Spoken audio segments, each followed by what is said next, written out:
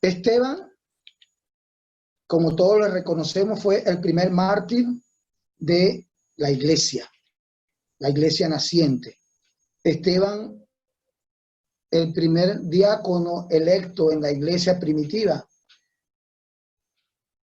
Él marca un antes y un después en el desarrollo de la iglesia hasta nuestros días. Antes y después de Esteban. Lo vamos a conseguir en el capítulo 6, verso 1 al 5 del libro de los Hechos. Libro de los Hechos, capítulo 6, verso 1 al 15. Pero antes de leerlo, vamos a hacer un recorrido del antes. ¿Qué había acontecido a la iglesia antes de Esteban? Y como podemos ver, antes de Esteban, en la iglesia naciente sucedieron acontecimientos muy maravillosos, extraordinarios, fuera de toda lógica para la iglesia naciente en ese tiempo. Y el primer hecho importante que conseguimos antes de Esteban es ese hermoso cuadro pictórico, si lo pudiéramos ver, que es la ascensión del Señor. Cuando el Señor es tomado por una nube y llevado a los cielos. Y los apóstoles, los seguidores, los discípulos del Señor, entonces escucharon una voz que decía que asimismo, como le habéis visto ir, asimismo vendrá, que es una de las grandes promesas que la iglesia hoy en día espera. Otro hecho importante en el antes de Esteban es cuando se elige el sucesor de Judas. Eso demuestra allí que hay el propósito de retomar la organización que el Señor había establecido para la iglesia en ese entonces. 12 apóstoles, uno ya no estaba, había que colocar 12 para seguir los lineamientos que Jesús había dado y con la cual Jesús había formado la iglesia. Un acontecimiento extraordinario que pasa y marca la historia de la iglesia es otro que conseguimos antes de Esteban, que es la venida del Espíritu Santo. Ese relato dice que estaban todos reunidos orando a Dios y de repente vino como un estruendo del cielo y se repartieron en aquel lugar lenguas, la cual los apóstoles desconocían en ese entonces porque ellos apenas no habían salido de Jerusalén. Y por lo tanto, la lengua más conocida para ellos en ese entonces era el griego.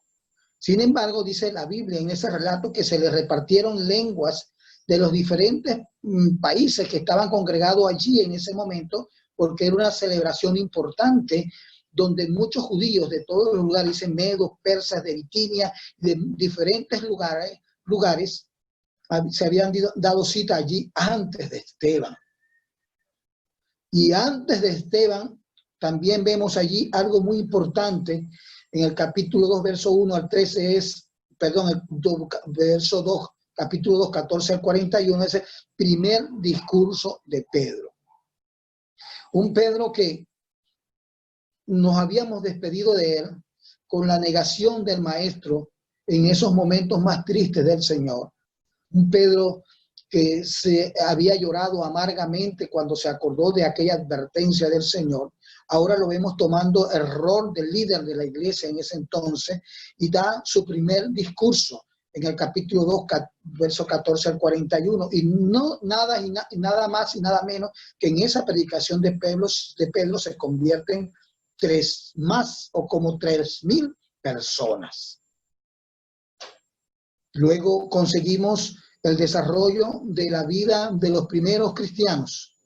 Y allí conseguimos una historia muy hermosa que a muchos de nosotros a veces quisiéramos que llegáramos nuevamente, que es cómo vivían aquellos primeros cristianos. dicen que tenían en común todas las cosas, pero allí pasa algo. Allí dice que los discípulos hacían prodigios y señales y estaban empezando a ser vistos como líderes de una naciente fe. Dice que al ver los pobladores, los moradores de aquel lugar, lo que hacían los discípulos, esas cosas sobrenaturales, dicen que tuvieron temor y empezaron a vender sus cosas y empezaron a cubrir las necesidades de aquella iglesia naciente y tuvieron temor porque creían o creyeron que el reino de los cielos se había acercado y que tenía que haber una gran oportunidad para dar a demostrar lo que era el mensaje cristocéntrico de ese entonces. Pasa algo más adelante muy extraordinario antes de Esteban, la curación de un cojo que tenía ya la edad de 40 años y por mucho tiempo sus familiares lo colocaban en la puerta de la hermosa para pedir limosnas. En el capítulo 3, verso 1 al 10, ahí conseguimos ese relato. Y vemos todo lo que pasó. Pedro dice la historia, el relato bíblico de que Juan y Pedro iban al templo. Ellos continuaron su rutina, iban al templo a la hora novena a orar y se consiguieron allí con un cojo que tenía muchos años allí y fueron movidos a misericordia y lo llamaron y le dijeron, mira, no tenemos plata ni oro que regalarte, pero en el nombre de Jesús te decimos que te levantes. Y desde ese momento dice la palabra de Dios que se le enderezaron las piernas y aquel hombre empezó a dar gritos y saltos de alegría por ese gran milagro, ese acontecimiento que estaba sucediendo, ya que en ese entonces quien decía a la gente que hacía los milagros era Jesús, pero ya vemos la actuación apostólica en ese tiempo de la sanidad a través de este hombre que había sido sanado. Y no solamente era, sino que era un hombre de 40 años, por lo tanto, él podía dar testimonio real y creíble de lo que había hecho en su vida. Capítulo 3, verso 11, 26 al 40 y al 4, 1 al 14, dice el discurso de Pablo en el pórtico de Salomón. Mire el auge que estaba creciendo, que estaba teniendo la obra de Dios en ese instante, la iglesia naciente en ese instante. Ya Pedro ya no solamente da discurso en las calles, sino que se va al pórtico de Salomón, un lugar que se había construido en el templo o que Salomón construyó donde él iba. Cuando iba a hacer a los servicios en el templo, era el lugar indicado para él. Y allí se colocó Pedro, dio un tremendo discurso ese día y más de 5,000 personas se convirtieron al evangelio, a la iglesia naciente.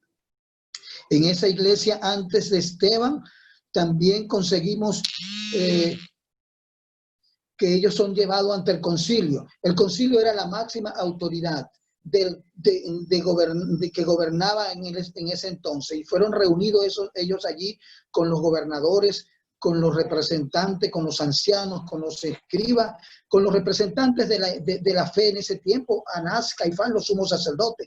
Y allí se le indagó y incluso se le amenazó de que no deberían seguir hablando de ese hombre. Mas allí sale una frase muy importante que conseguimos, que está en ese capítulo 4. Primero dice una frase importante que dice Pedro en el capítulo 4, verso 12, dice que en ningún otro hay salvación, sino en el nombre de Jesucristo.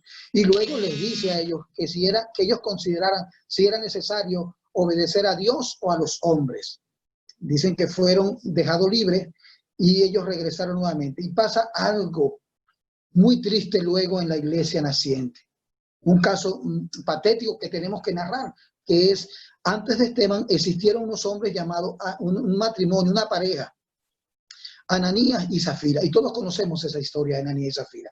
Ahí comienza el segundo temor, porque entonces, en ese momento, cuando los seguidores de la iglesia, los miembros de aquella iglesia naciente, estaban despojándose de sus bienes y vendieron y llevaban todos los pies de los apóstoles. No era una obligación hacerlo, pero ellos querían hacerlo. Zafiro y Ananías y Zafira no fueron exentos de ellos y ellos vendieron sus propiedades. Pero ellos, como toda persona, pensaron en que ellos no se podían quedar solos, sin dinero, no quisieron vivir por fe, sino por vista, y ellos necesitaron guardar algún dinerito de allí para hacer su manutención en ese tiempo, cosa que de repente no era malo, pero ellos tenían que haber hecho la idea apostólica en ese momento, lo que hacían los demás, para parecernos a los demás, para que hubiera coinonía, para que hubiera igualdad entre todos. Ellos tenían que haber llevado todo, pero pasó y dice Pedro, allí hay un testimonio muy triste, porque hicieron esto, y dice que en ese momento murieron, y comienza el segundo temor, un temor a causa de las finanzas. Cuando somos administradores de Dios tenemos que ser limpios, puros en estas cosas. El otro paso que vemos antes de Esteban es Pedro y Juan son perseguidos, encarcelados, golpeados, azotados, y luego están libres, y vuelve Pedro a recordarle, es menester obedecerle a Dios o a ustedes. No debemos de dejar de decir lo que hemos visto y oído. No podemos dejar de anunciar esto. Esto es una realidad lo que estamos diciendo, que ese Cristo a quien nosotros anunciamos vino en este tiempo. Nosotros somos testigos de ello, y Él hizo muchas cosas, y ustedes le condenaron en una cruz. ¿Cuál malhechor? Estando ellos allí, pasa algo extraordinario. La historia de un fariseo llamado Gamaliel. Dice que era un doctor, era el más sobresaliente en ese tiempo. Y luego conocemos que era el maestro de Saulo de Tarso. Ese hombre hizo una intervención muy importante en ese concilio, que permitió que ellos salieran libres después de ciertas amenazas. Y algo muy importante que pasa allí es que entonces, como la iglesia estaba creciendo, y los apóstoles no podían dedicarse al servicio de las mesas, tuvieron que elegir 7 diáconos. Entre esos diáconos, el primer diácono que dice la palabra de Dios, que fue un varón lleno de fe y del Espíritu Santo, estaba Esteban. Y de allí entonces comienza esta historia después de Esteban. Se consiguió ya conseguimos allí ya ese matrimonio hermoso de la iglesia.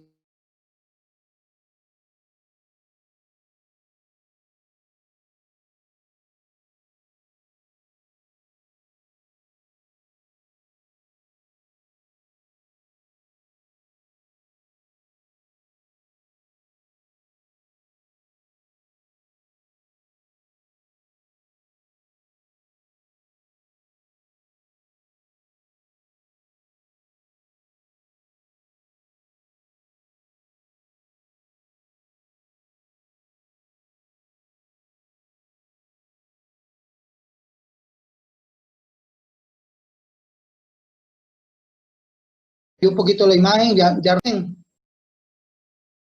Sí, ahí dice que está grabando, sí. Ok, continuamos entonces. Ahora viene la otra parte, el después de Esteban.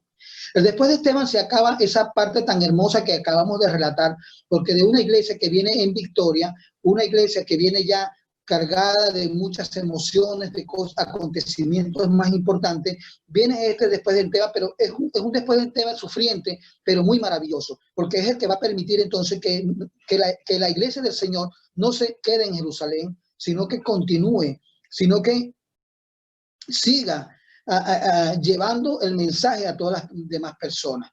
Dice que después de Esteban, el relato de Esteban fue que él salió a predicar, fue apedreado. Dice que aparece entonces en ese relato un joven llamado Saulo. Saulo de Tarso, un joven muy sobresaliente de su tiempo, un joven que había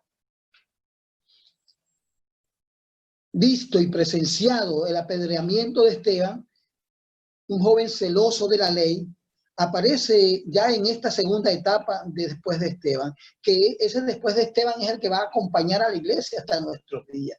Porque yo creo que ese acontecimiento de Esteban da un despertar a la iglesia naciente, a la iglesia primitiva. Y dice que ese joven Saulo fue testigo presencial. Ese joven Saulo, cargado de celos, de ira, luego fue y se fue a los dirigentes de aquel entonces y pidió cartas para ir a encarcelar a los discípulos de aquel entonces. Hubo una gran persecución. En el capítulo 8, versículo 1, la parte B, dice que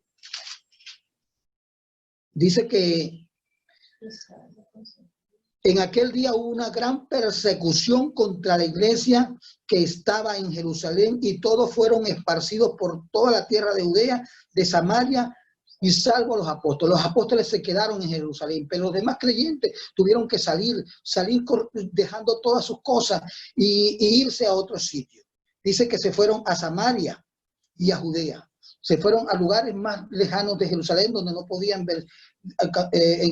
ser encontrados o perseguidos. Sin embargo, hasta allí, Saulo de Tarso llegó hasta allí con sus soldados buscándolos y dice que los alaba de los cabellos, los sacaba de las casas y era entregado a las cárceles. Amados hermanos, en esta segunda etapa, es una etapa, a pesar de dolor, es una etapa de victoria. Una etapa que podemos nosotros también enfrentarla en nuestro tiempo. Hoy en día, la iglesia puede estar pasando o va a comenzar a pasar por una etapa parecida a esta. En todas partes es anunciado el evangelio. Dice que en el capítulo 4 dice que empezaron a salir, Pablo se fue a buscarlo y Pablo llegaba a un sitio y ellos se iban a otros sitios. Y lo más importante que yo veo aquí en esta segunda parte, después de Esteban, es que ellos empezaron a predicar. Fíjense dónde fueron, a Samaria. Samaria históricamente eran enemigos. La Biblia ahí dice, la enseñanza es que a nuestros enemigos debemos anunciarles también, a esos enemigos históricos que tenemos nosotros, tenemos que anunciarles la palabra de Dios. Es menester hacerlo. En el capítulo 5 dice que Felipe descendió a la ciudad de Samaria y les predicaba a Cristo. Felipe era uno de los diáconos que había sido elegido y fue allí a predicarle a los samaritanos. Hermanos queridos, este después de Esteban es el que marca lo que es la iglesia hoy en día. Después de allí, después de Esteban vemos la conversión de Pablo. Ahí después de Esteban vemos pues todas estas cosas que suceden. Vemos la iglesia de Antioquía, cuando los discípulos son llamados por primera vez cristianos, aunque era un apodo, algo despectivo, dicen los comentaristas de bíblico, acerca de que eran cristicos chiquitos, como una burla de ellos. Sin embargo, esa palabra cristiano se ha convertido o se convirtió en lo que somos nosotros hoy, que nos sentimos muy orgullosos de que nos digan cristianos. Donde quiera que vayamos nos identificamos como cristianos. Es nuestro segundo o nuestro primer nombre. Y para concluir esta segunda parte, entonces, donde dice esto que acontece después de Esteban, es que nos vamos entonces a cumplir aquello que el Espíritu Santo o Jesús le había anunciado a ellos, que iban a ser testigos hasta lo último de la tierra. Y ya hoy en día, lo último de la tierra ya casi está alcanzado. Hay muchos cristianos que están siendo hoy muertos, quemados, sus familias entregadas en las cárceles por causa de la predicación del evangelio. Hay muchos cristianos hoy que anhelan tener esta comodidad que tenemos nosotros hoy en día acá. Sin embargo, ellos, sabiendo el peligro que están ellos, que van a soportar el peligro por los cuales van a ir, sabiendo todo eso, ellos se van a la India, se van a Pakistán, se van a Afganistán, van a esos países africanos, y allí donde todavía no se conoce a Jesucristo, para exponer sus vidas, para que el evangelio llegue a lo más confinado de la tierra, la gente que está más apartada. Hoy, hermanos, tenemos nosotros la bendición de que tenemos acá la libertad de poder hablar de Jesús. Hoy en día, aunque nuestros templos están cerrados, hoy hay medios que la tecnología ha creado para que nosotros podamos llegar. Hoy en día pueden nuestras casas, nuestros hogares abrirse para que la palabra de Dios sea predicada, sea oída. No desperdiciemos estos tiempos. La tecnología de hoy ha permitido que esta iglesia que se ha quedado en su casa, que no está en el local, sino que ya en cada hogar es una iglesia, nosotros como los hijos de Dios hoy a través de tecnología, perdón, tenemos que asirnos de ella. No desperdiciemos esta oportunidad. Mis amados hermanos, les invito hoy encarecidamente que echemos mano después de Esteban a esta tecnología, porque después de Esteban la iglesia de hoy sigue escribiendo el libro de los hechos, y lo que estamos haciendo nosotros hoy son los hechos de esa iglesia que sigue batallando, sigue creciendo y que no está arrinconada, sino que está multiplicada en gran manera en todos los lugares de la tierra. Hoy, como nosotros, hay muchas iglesias que se están valiendo de estos medios para que podamos escuchar, y debemos aprovecharla al máximo. Esto no es un capricho de que nosotros nos veamos todos los domingos en Zoom para podernos ver las caras y saludarnos. Es maravilloso, yo lo veo muy hermoso que nos saludemos, pero más que eso está nuestro deber como hijos de Dios, de que debemos seguir anunciando después de Esteban el mensaje de la palabra de Dios. Después de Esteban hay muchas almas que salvar. El sacrificio de Esteban, que marcó la historia creciente de nuestra iglesia, está siendo hoy visto a través de estos medios. Amados hermanos, cuando se nos convoque a través del Zoom, a través de cualquier plataforma, de Facebook Live, de lo que sea, para escuchar palabra de Dios, no desperdiciemos estas hermosas oportunidades. Dios nos bendiga ricamente y hagamos que nuestra iglesia, después de Esteban, sea una iglesia creciente, una iglesia victoriosa, porque tomamos las herramientas que nos han dado para el servicio de Dios. Dios nos bendiga grandemente. Amén.